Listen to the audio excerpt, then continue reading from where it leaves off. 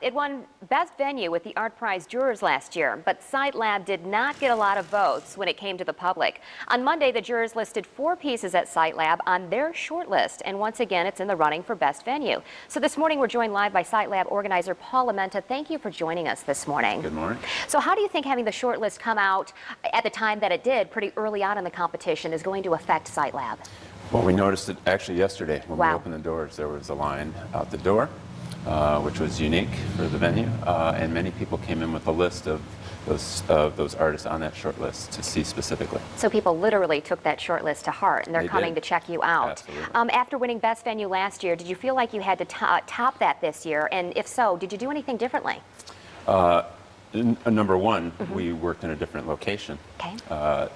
And the city of Grand Rapids and the public museum allowed us to use the former public museum space, which is a very unique venue. The artists were able to come in and respond to the context of that space and put forth some pretty unique projects. Talk about that unique space and the unique projects that you have there. Well, the building itself has been vacant and not open to the public for 18 years. So artists were able to respond to the history, to its current condition, as well as the contents, specimens, and artifacts that remain in that space. What are people going to see when they go there? They're going to see 18 projects from artists that show internationally. Large projects, artists have been given over an entire gallery space, so it's really a solo show within a larger group show context. And you're going to see things that run the gamut from performance to sculptural installations to 2D work. Very interesting. So you were quoted in that recent article at GQ magazine that was pretty critical of ArtPrize. How do you feel about that?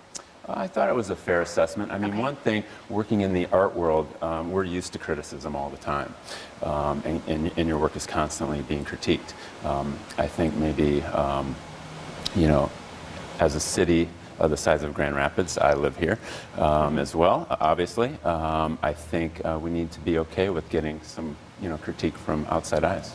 I think so too. I think it's going to be a really different year for ArtPrize this year because of the things that they've introduced. It's going to be interesting. Thank you, Paul, for joining us this morning. You're welcome.